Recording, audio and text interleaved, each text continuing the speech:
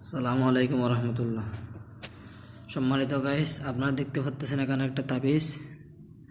এটা এটা হচ্ছে ওই বাচ্চারা, শিশু বাচ্চারা ঘুমের মধ্যে রাত্রে ভয় পেলে এই তাবিজটা লিখে দিলে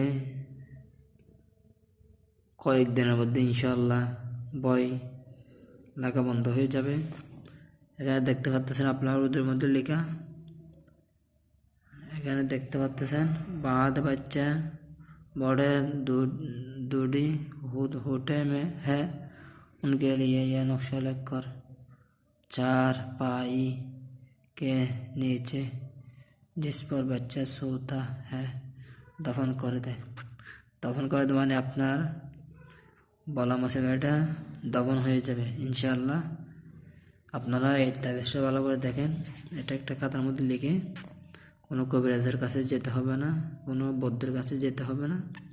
এটা লিখে দেবেন, ইনশাআল্লাহ কয়েকদিনের মধ্যে ফল পাবেন।